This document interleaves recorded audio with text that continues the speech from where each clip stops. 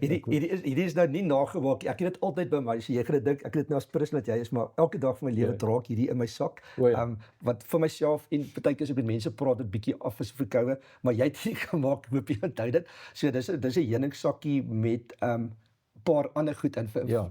Vertel so gou 'n bietjie, jy kan hom maar kry. As Ja. dit jou variant is, vertel gou 'n bietjie iets daarvan. Nee, wat ons gedoen het hier, soos ek vroeër gesê, die heuning is die perfekte draer vir as jy medisinale of aanvullings daarin wil sit. So ons het hierin gemeng, het ons nou Vitamiin C poeier gemeng. Ons het 'n spesiale Vitamiin C poeier. Dis nie net Vitamiin C nie, daar's klein ander molekuuletjies in wat basies die Vitamiin C buffer. Ja. En dan het ons molekuul ingesit wat hulle noem quercetin. Nou quercetin is iets wat jy kry in hierdie perseie, rooi appelskil, jy weet die skil, daardie rooi perserige kleur is die quercetin. Ja.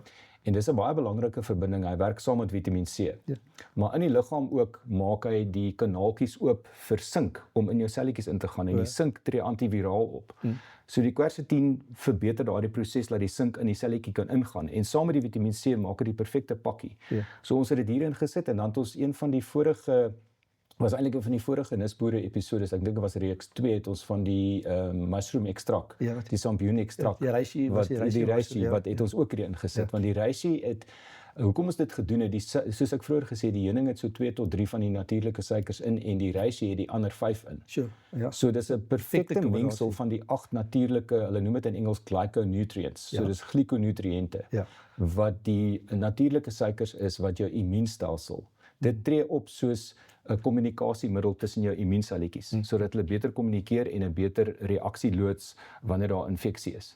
So die mengsel wat ons hier gemaak het is perfek vir mense immuniteit. As jy voel jy verkoue kom aan of 'n griep, dan vat jy hierdie sakkie. Dus ek het altyd regtig my broeksak, my laptop sak, het ek altyd 'n paar byderhand. En dis eintlik baie lekker want dit is soos 'n soet happie vir kinders. As kinders by die skool jy breek hom net agter, jy bring net die twee kante bymekaar, jy snap hom oop en jy suig lekker al die heuning uit en daar's al hierdie voordelige molekules in. Ons het die Vitamiin C, die quercetin en die champignon ekstrak. Is regtig nie, dis ook sê ek trek nie op been, maar my kinders is lief vir pille en aanvullings en hulle sien daai as 'n lekkerny. So ons gee dit vir hulle en voor sport, maar dit is so as ek net so gevoel het hier kom 'n ietsie of 'n bietjie snot, gee dit vir hulle in en dan is dit verbaasend.